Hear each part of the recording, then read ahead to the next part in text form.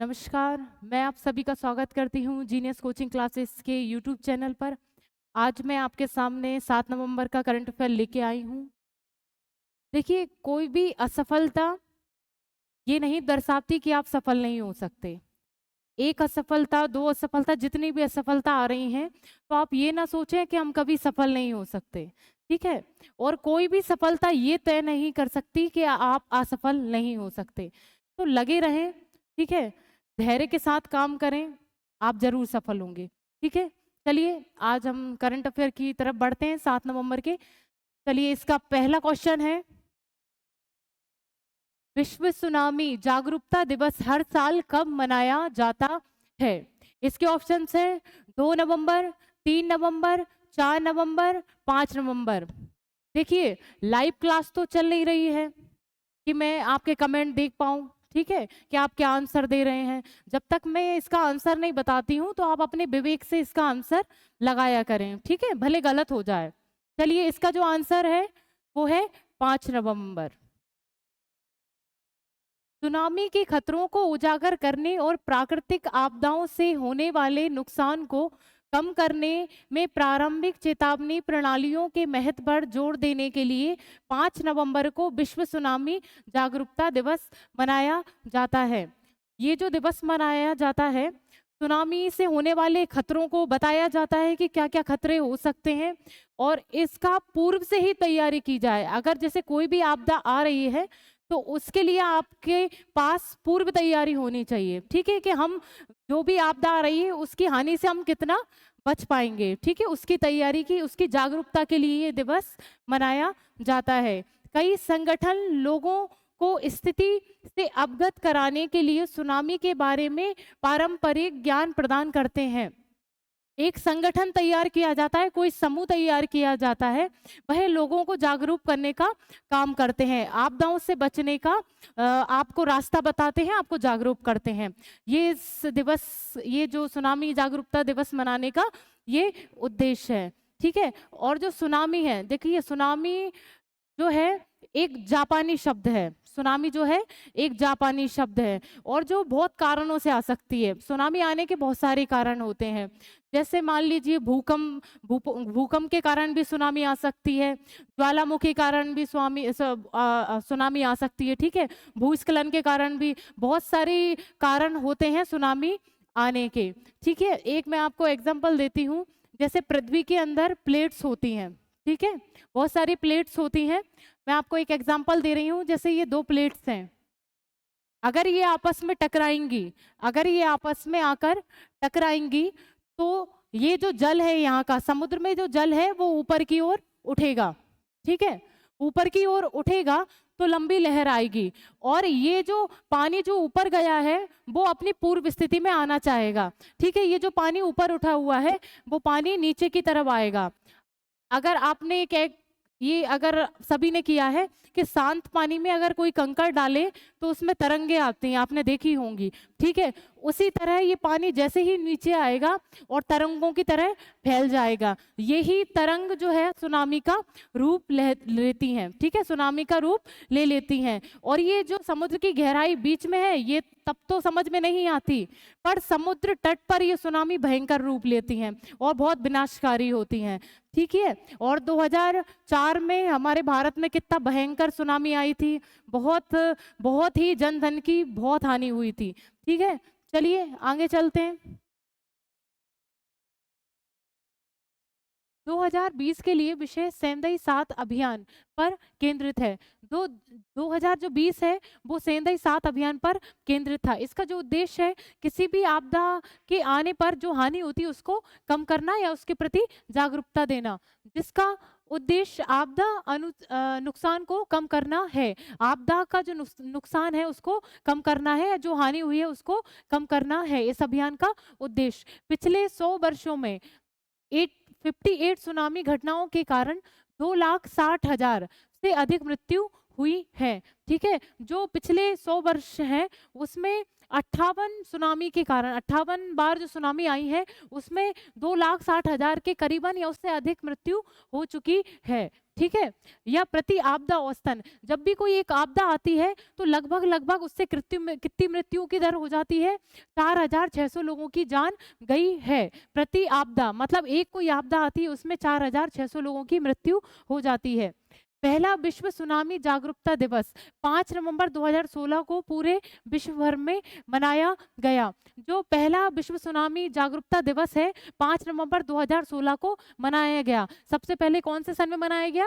2016 में मनाया गया। यह जागरूकता दिवस आपदा जोखिम न्यूनीकरण साल 2016 के एशियाई मंत्री स्तरीय सम्मेलन तथा संयुक्त राष्ट्र की आपदा जोखिम न्यूनीकरण के आपसी सहयोग से नई दिल्ली में आयोजित किया गया था। यह जो आयोजन 2016 में किया गया था वो नई दिल्ली में किया गया था और संयुक्त राष्ट्र की कोई सम्मेलन और एशियाई देशों के एक प्रति मंत्री स्तरीय एक समूह ने, दोनों, एक संयुक्त राष्ट्र और एक जो एशियाई मंत्री स्तरीय, ये दोनों के सहयोग से नई दिल्ली में एक ये आयोजन हुआ और इसके तहत 5 नवंबर 2016 को ये दिवस मनाया गया। चलिए आगे चलते हैं।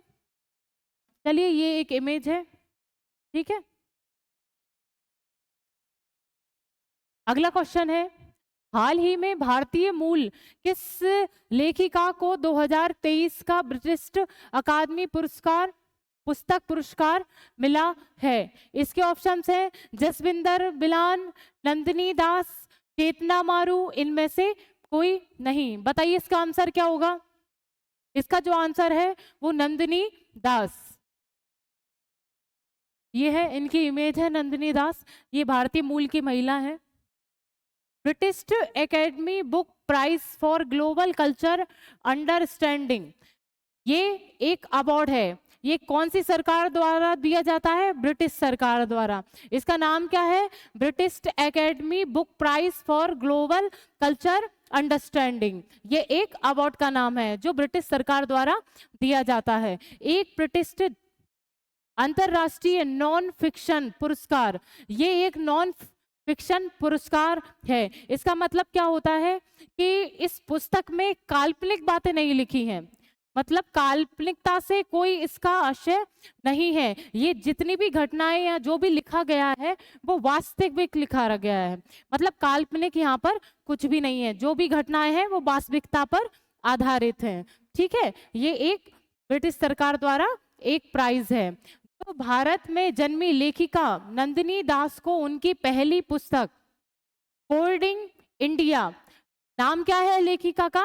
नंदिनी दास, जो हमारे भारत में जन्मी है। उनने कौन सी पुस्तक लिखी है? होल्डिंग इंडिया, ठीक है। उसमें क्या है? England, Mughal India and the origins of empire के लिए दिया गया है।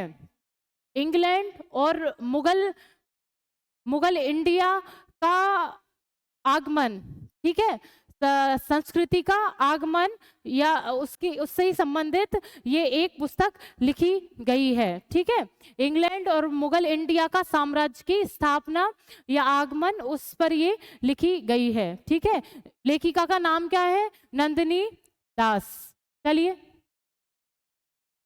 अगला क्वेश्चन है, हाल ही में किस देश में दुनिया का सबसे ऊंचा परमाणु रिएक्टर अनुसंधान स्थापित किया जाएगा?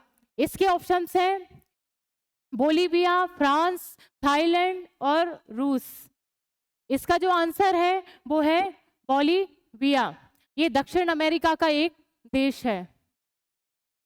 चलिए, दक्षिण अमेरिका देश बोलीविया में दुनिया का सबसे ऊंचा परमाणु अनुसंधान रिएक्टर स्थापित किया गया। कहाँ पर है ये? दक्षिण अमेरिका का एक देश है बोलीविया, वहां पर ही परमाणु रिएक्टर, सबसे बड़ा परमाणु रिएक्टर अनुसंधान स्थापित किया गया है। यह अनुसंधान रिएक्टर समुद्र तट से 4000 मीटर की ऊंचाई पर स्थित है। ये जो अनुसंधान है, ठीक है, ये समुद्र तट से 4000 मीटर की ऊंचाई पर स्थित है। इसकी स्थापना रोसाटॉम कंपनी द्वारा की गई है। इसकी स्थापना जो है वो रोसाटॉम कंपनी द्वारा की गई है। रोसाटॉम रूस की परमाणु ऊर्जा कंपनी है। रोसाटॉम जो कंपनी है वो कहाँ की है? रूस की है। ठीक है, रूस की परमाणु ऊर्जा कंपनी है। चलिए ध्यान रखें ये।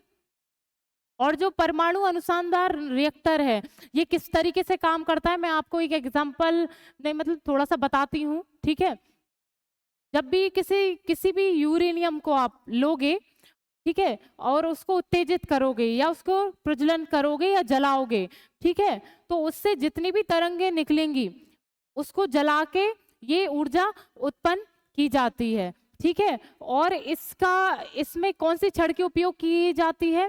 क्रोमियम और बोरोन, ये दोनों की ही छड़ उपयोग की जाती है। और मंदक के रूप में किसका उपयोग करते हैं? D2O, भारी जल का मंदक के रूप में इस प्रयोग में इसका उपयोग करते हैं। चलिए अगला क्वेश्चन है, हाल ही में वनडे क्रिकेट में सबसे तेज 100 विकेट लेने वाले गेंदबाज कौन बने हैं? इसके ऑप्शंस हैं मिचेल स्टार्क, जसप्रीत बुमराह, शाहीन अफरीदी, इनमें से कोई नहीं। बताइए, ये शायद आप सभी को पता हो। इसका जो आंसर है शाहीन अफरीदी, ये पाकिस्तान के क्रिकेटर है। ये इमेज है। ठीक है, हाल ही में बांग्लादेश के खिलाफ मैच में तंजीद हसन को आउट करते ही हसीन अफरीदी ने वनडे में अपने 100 विकेट पूरे कर लिए हैं। किसके खिलाफ खेला जा रहा था? ये पाकिस्तान और बांग्लादेश दोनों एक दूसरे के प्रतियोगी थे। ठीक है, और इन्होंने इसी गेम में किसको हराया था? तंजीद हसन को हराकर 100 विकेट पूरे कर लिए थे। किसने कर लिए थे? शाहीन अफरीदी। ठीक है, शाहीन वनडे क्रिकेट में सबसे तेज 100 विकेट हासिल करने वाले तेज गेंदबाज बन गए हैं। इन्होंने 100 विकेट हासिल करके सबसे तेज गेंदबाज बन चुके हैं। शाहीन ने मिचेल स्टार्क का रिकॉर्ड तोड़ दिया है। ये शाहीन जो है इन्होंने किसका रिकॉर्ड तोड़ दिया है? मिचेल स्टार्क का रिकॉर्ड तोड़ दिया है। मिचेल स्टार्क किस देश के क्रिकेटर हैं? ऑस्ट्रेलिया के। ठीक है, ऑस्ट्रेलिया के मिचेल स्टार्क का रिकॉर्ड किसने तोड़ दिया है? शाहीन अफरीदी ने, जो कि पाकिस्तान के क्रिकेटर हैं। चलिए अगला क्वेश्चन है, विश्व का पहला AI सेफ्टी समिट किस देश में आयोजित किया गया? इसके ऑप्शंस हैं भारत, ब्रिटेन, USA, फ्रांस। बताइए इसका आंसर क्या है? बताइए, इसका जो आंसर है वो है ब्रिटेन। विश्व का पहला AI, इसका जो फुल फॉर्म है आर्टिफिशियल इंटेलिजेंसी। AI का फुल फॉर्म क्या है? आर्टिफिशियल इंटेलिजेंसी सेफ्टी समिट यूरोपीय देश ब्रिटेन में शुरू हुआ है। आर्टिफिशियल इंटेलिजेंसी सेफ्टी, ये एक योजना ब्रिटेन सरकार ने लागू की है। ठीक है, ये और ब्रिटेन के जो प्रधानमंत्री हैं, बताइए, ये बहुत चर्चा में रहे थे अभी। ये भारतीय मूल के ही हैं। अगर किसी को पता है तो बताएं उनका नाम क्या है? बताएं, कमेंट करिएगा। ठीक है, अगर किसी को आता है, किसी को पता है तो बताएं इनके प्रधानमंत्री का नाम क्या है ब्रिटेन के। ठीक है, शुरू हुआ। इस सम्मेलन में भारत, अमेरिका, फ्रांस, सिंगापुर सहित कई देश भाग ले रहे हैं। इस सम्मेलन में कौन कौन भाग ले रहे हैं? भारत, अमेरिका, फ्रांस, सिंगापुर, बहुत सारे देश इसमें भाग ले रहे हैं। केंद्रीय मंत्री राजीव चंद्रशेखर दक्षिणी इंग्लैंड के बकिंघमशायर में इस शिखर सम्मेलन में भारत का प्रतिनिधित्व किया है। किसने भारत की तरफ से किसने प्रतिनिधित्व किया है वहां जाकर? राजीव चंद्रशेखर ने। ठीक है, ये किस मंत्रालय के मंत्री हैं? इलेक्ट्रॉनिक सूचना प्रौद्योगिकी के मंत्रालय के मंत्री हैं। इन्होंने वहां भारत का प्रतिनिधित्व किया है। यह पहला मौका है जब इस तरह के एआई सेफ्टी समिट का आयोजन किया गया। ये पहली बार ऐसा हो रहा है कि आर्टिफिशियल इंटेलिजेंसी सेफ्टी के लिए एक कोई कार्यक्रम आयोजित किया जा रहा है। देखिए, इससे जो आर्टिफिशियल इंटेलिजेंसी है, सेफ्टी की बात क्यों चल रही है इससे? देखो, इससे एक तो मानव बेरोजगारी की तरफ बढ़ेगा, ठीक है। मशीनों में कम से कम एक मशीन में 3-4 आदमियों को काम करने की क्षमता है एक मशीन में, तो कहीं ना कहीं ये बेरोजगारी को भी बढ़ावा देता है ना। और बहुत सारी चीजें ऐसी हैं कि अगर आपने जितना डाटा इसमें सेव कर लिया है, सिर्फ ये वही उतनी ही सीमा है इसकी। अगर उसमें कोई डाटा संरक्षित नहीं है तो उससे आगे ये बढ़ के काम नहीं कर सकता है। और कहीं ना कहीं डाटा का लीक होने का भी डर है कि अगर आप डाटा कोई संरक्षित करते हैं, वो कहीं ना कहीं लीक होने का भी डर है, सुरक्षित नहीं रहेगा। तो आर्टिफिशियल जो इंटेलिजेंसी है, उसको कहीं ना कहीं उस पर बातचीत की जाएगी, उसको सीमित किया जाएगा। चलिए, हाँ, मैंने अभी पूछा था आपसे, ये ब्रिटेन के प्रधानमंत्री का नाम क्या है? बताइए। ऋषि सुनक, ठीक है। चलिए, अगला क्वेश्चन है, हाल ही में वाणिज्य और उद्योग मंत्रालय के आंकड़ों के अनुसार सितंबर में देश के कितने बुनियादी उद्योगों की वृद्धि दर सालाना आधार पर 8.1% रही है? इसके ऑप्शन है 5, 7, 8, 10। बताइए इसका आंसर क्या है? इसका जो आंसर है वो है 8। वाणिज्य और उद्योग मंत्रालय के आंकड़ों के अनुसार सितंबर में देश के 8 बुनियादी उद्योगों की वृद्धि दर सालाना आधार पर 8.1 रही है, ठीक है। वाणिज्य और उद्योग मंत्रालय के आंकड़ों के अनुसार जो सालाना वृद्धि रही है उद्योगों की, वो 8.1 रही है, ठीक है। अगस्त में इसमें 12.1% की वृद्धि हुई थी। सितंबर में कितनी हुई थी?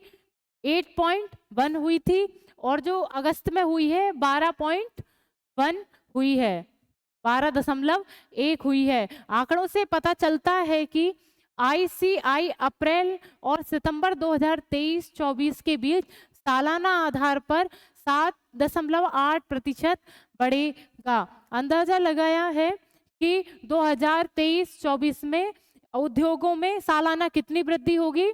7.8 वृद्धि होगी।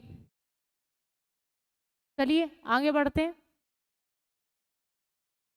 अगला क्वेश्चन है, हाल ही में केंद्र सरकार का राजकोषीय घाटा चालू वित्त वर्ष की पहली 6 माही में पूरे वर्ष के लक्ष्य का कितने प्रतिशत पर पहुंच गया है? इसके ऑप्शंस हैं 15.5%, 39.3%, 44.3%, 70.5%। इसका आंसर क्या है बताएं? इसका जो आंसर है वो है 39.3%। केंद्र सरकार का राजकोषीय घाटा चालू वित्त वर्ष की पहली 6 माही में पूरे वर्ष के लक्ष्य का 39.3% पर पहुंच गया है।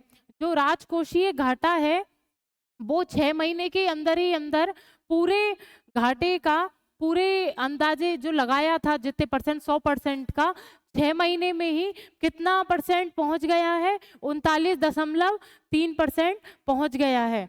यह एक साल पहले की अवधि के 37.3% के मुकाबले थोड़ा अधिक है, ठीक है। एक साल से पहले की अवधि मतलब ये कितने, एक साल पहले कितना था? 37.3, ठीक है। 37.3 से थोड़ा अधिक है। लेखा महानियंत्रक द्वारा जारी आंकड़ों से पता चलता है कि सितंबर 2023 के अंत में राजकोषीय घाटा 7.02 लाख करोड़ रुपए रहेगा। ये जो उन्होंने लेखा महानियंत्रक, इसका सीएजी लेखा महानियंत्रक सीएजी इन्होंने बताया है कि 2023 के अंत में ये राजकोषीय जो घाटा है वो कितने प्रतिशत रहेगा, 7.02 लाख करोड़ रुपए रहेगा। अब जिस सीएजी की बात कर लेते हैं, सीएजी जो है नियंत्रक एवं महालेखा परीक्षक, इसकी जो नियुक्ति है वो राष्ट्रपति द्वारा की जाती है।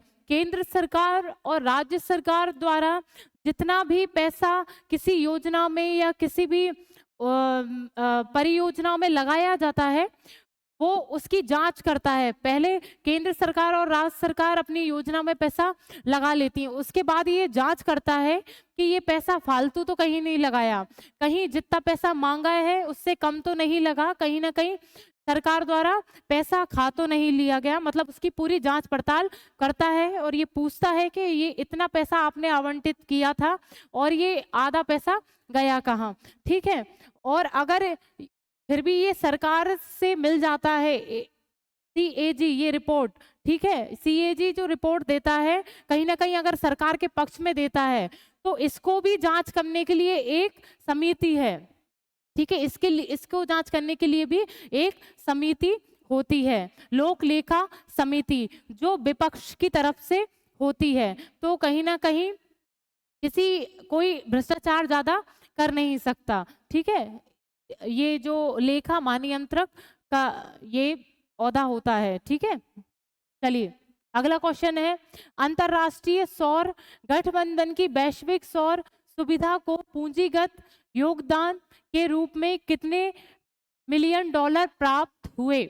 इसके ऑप्शंस हैं 35 million dollar, 40 million dollar, 47 million dollar, 50 million dollar. बताइए इसका आंसर क्या है? इसका आंसर है 35 मिलियन डॉलर। अंतरराष्ट्रीय और गठबंधन की वैश्विक सौर सुविधा को पूंजीगत योगदान के रूप में 35 मिलियन डॉलर प्राप्त हुए हैं। ये देखो अभी 3-4 दिन पहले ही इसके बारे में बात हुई थी। अंतरराष्ट्रीय सौर गठबंधन ये एक ऐसा गठबंधन है जो ऊर्जा के स्रोतों या विकल्पों को देखता है और सौर ऊर्जा को बढ़ावा देता है, ठीक है। चलिए तो इसको योगदान के रूप में पूंजी कितनी प्राप्त हुई है? 35 मिलियन डॉलर प्राप्त हुई है। भारत वैश्विक सौर सुविधा में पूंजीगत योगदान के रूप में 25 मिलियन का निवेश करने के लिए तैयार है। ये जो वैश्विक ऊर्जा सुविधा है, वैश्विक ऊर्जा में जितना भी पूंजी लग रही है उसका कितना परसेंट देगा? 25 मिलियन का निवेश करेगा। कौन करेगा? भारत। भारत द्वारा 25 मिलियन का निवेश किया जा रहा है। अंतरराष्ट्रीय सौर गठबंधन वैश्विक सौर सुविधा में 10 मिलियन डॉलर का योगदान देगा। अंतरराष्ट्रीय सौर गठबंधन जो है वो 10 मिलियन का योगदान दे रहा है और हमारा जो भारत है वो 25 मिलियन का योगदान दे रहा है। तो टोटल मिलाकर कितने हो जाते हैं? 35 मिलियन डॉलर। चलिए अगला क्वेश्चन है, हाल ही में नई दिल्ली के प्रगति मैदान में वर्ल्ड फूड इंडिया 2023 का उद्घाटन किसने किया? इसके ऑप्शन है अमित शाह, अरविंद केजरीवाल, पीयूष गोयल, नरेंद्र मोदी। बताइए इसका आंसर क्या है? इसका जो आंसर है वो है Narendra Modi. World food India 2023 का उद्घाटन प्रधानमंत्री नरेंद्र मोदी ने किया है। किसका उद्घाटन किया है? वर्ल्ड फूड इंडिया 2023 का उद्घाटन नरेंद्र मोदी जी ने किया है। यह आयोजन 3 से 5 नवंबर तक प्रगति मैदान में हो रहा है। ये 3 नवंबर से 5 नवंबर तक प्रगति मैदान में किया जा रहा है। इस आयोजन में भारत के समृद्ध खाद्य संस्कृति को दुनिया के सामने प्रदर्शित किया जाएगा। हमारे भारत की जो खाद्य संस्कृति है उसको दुनिया भर में प्रसारित किया जाएगा या उसका प्रदर्शन किया जाएगा। आप जानते हैं कि हमारे भारत में खाद्य पदार्थों की कितनी विविधताएं हैं। अलग अलग स्थानों पर बहुत अलग अलग भोजन लिए जाते हैं तो उनका ही प्रदर्शन इसमें किया जाएगा। इस आयोजन में 23 राज्यों और कई देशों के 1200 से अधिक प्रदर्शक भाग लेंगे। 23 राज्य इसमें भाग ले रहे हैं, इस आयोजन में भाग ले रहे हैं। और जो प्रदर्शक जो ग्राहक के रूप में रहेंगे या जो देखने के लिए आएंगे अलग अलग देशों से, वो कितने लोग हैं? 1200 से अधिक प्रदर्शक भाग लेंगे अलग अलग देशों से। ठीक है, ये एक इमेज है उसकी। एक मिनट रुकिए, इसको सेट कर लेती हूँ।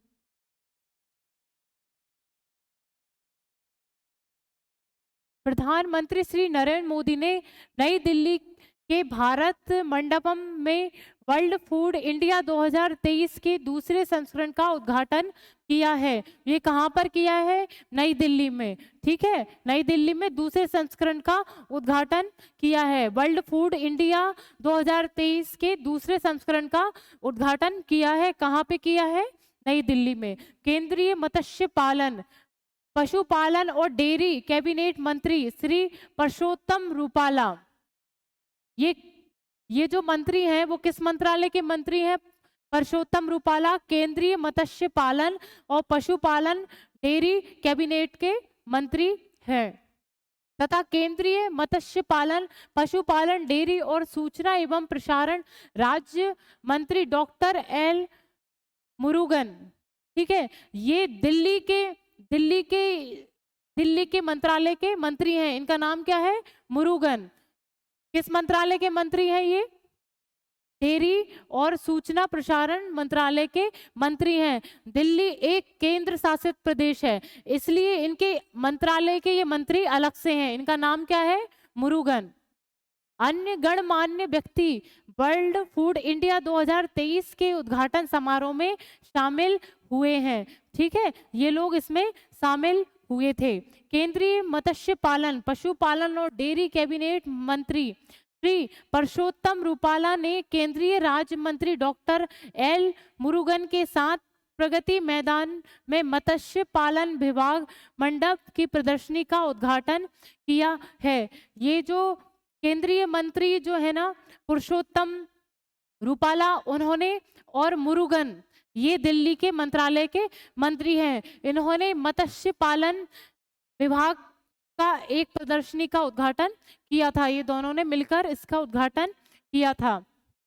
अगला क्वेश्चन है, हाल ही में किस राज्य सरकार ने मराठों को कुणबी जाति प्रमाण पत्र देने के लिए शिंदे पैनल की रिपोर्ट को स्वीकार किया है? इसके ऑप्शंस हैं तेलंगाना, तमिलनाडु, महाराष्ट्र और केरल। बताइए इसका आंसर क्या है? इसका जो आंसर है वो है महाराष्ट्र।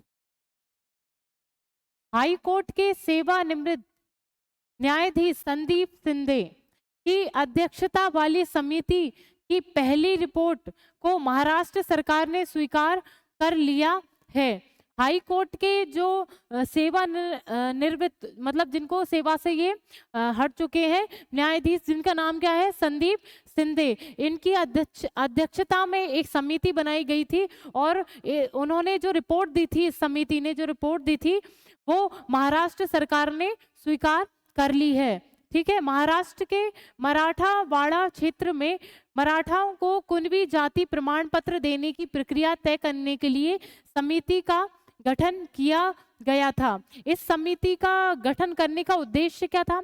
इस समिति का उद्देश्य ये था गठन करने का कि जो मराठावाड़ा क्षेत्र में मराठाओं को कुणबी जाति का प्रमाण पत्र मिलना चाहिए या नहीं, पर रिपोर्ट के अनुसार इनको कुणबी जाति का प्रमाण पत्र मिलना चाहिए और महाराष्ट्र सरकार ने इसको स्वीकार कर लिया है। राज्य सरकार ने इन दस्तावेजों के अनुवाद और संरक्षण को भी मंजूरी दे दी है। उन्हें डिजिटलीकरण करने और कुणबी जाति प्रमाण पत्र जारी करने के आदेश दिए हैं। ठीक है, उन लोगों को कुणबी जो जाति है उनका प्रमाण पत्र प्राप्त किया जाएगा। ये कौन सी समिति की रिपोर्ट है? संदीप शिंदे जो न्यायाधीश थे, ठीक है, उनकी रिपोर्ट है और इसमें महाराष्ट्र सरकार इसको स्वीकार कर चुकी है। एक मिनट रुकना जरा, ये सेट कर लेती हूँ। कुणबी शब्द का मतलब होता है खेती करने वाला वर्ग या जाति। कुणबी शब्द का अर्थ क्या होता है? खेती करने वाला या खेती करने वाले जाति। हालांकि कुणबी पश्चिमी भारत में कुलीन किसानों की जातियों के लिए इस्तेमाल किया जाने वाला सामान्य शब्द है। ये जो शब्द है वो कुलीन किसानों के लिए उपयोग किए जाने वाला शब्द है। कौन सा शब्द है? कुणबी। कुणबी महाराष्ट्र, गुजरात, गोवा, उत्तरी कर्नाटक, मध्य प्रदेश, केरल में मौजूद है। ये जो कुणबी जो लोग हैं वो महाराष्ट्र में भी कुछ संख्या में उपस्थित हैं, गुजरात में भी, केरल में भी कुछ संख्या में, कर्नाटक में भी, और तेलंगाना के कुछ हिस्सों में कुणबी को आर्य कापू के नाम से जाना जाता है। तेलंगाना में ये कुणबी जाति के लोगों को किस नाम से जाना जाता है? आर्य कापू के नाम से भी जाना जाता है। ये देखिए, ये महाराष्ट्र की बात चल रही है, ठीक है। मैं आपको बताती हूँ, जरा इसको सेट कर लेती हूँ, रुकिए। महाराष्ट्र के जो राज्यपाल है उनका नाम क्या है? रमेश बैस। क्या नाम है इनका? महाराष्ट्र के राज्यपाल का नाम क्या है? रमेश बैस। मुख्यमंत्री सभी को पता होगा, एकनाथ शिंदे। उप मुख्यमंत्री का नाम क्या है? देवेंद्र फडणवीस, अजीत पवार, ठीक है। और क्षेत्रफल क्या है महाराष्ट्र का? 30,07,713 30,07,713 वर्ग किलोमीटर इसका क्षेत्रफल है, ठीक है। और क्षेत्र दर्जा क्या है? तीसरा, ठीक है। क्षेत्र का दर्जा क्या है महाराष्ट्र का? तीसरा। अब ये जो आपके लिए क्विज है, ठीक है, अब मुझे इसका जो आंसर है आप कमेंट में बताएंगे और इसका मैं आंसर कल रिवील करूंगी, पर आप सभी कमेंट करेंगे इसका आंसर, ठीक है। क्वेश्चन सुन लीजिए। बैडमिंटन वर्ल्ड फेडरेशन BWF विश्व जूनियर चैंपियन में भारत के आयुष शेट्टी ने कौन सा पदक जीता? अब इसका जो आंसर है वो आपको कमेंट में बताना है, ठीक है। इसका जो आंसर है वो मैं आपको कल रिवील करूंगी, ठीक है। चलिए, इसी के साथ फिर कल मिलते हैं। राधे राधे।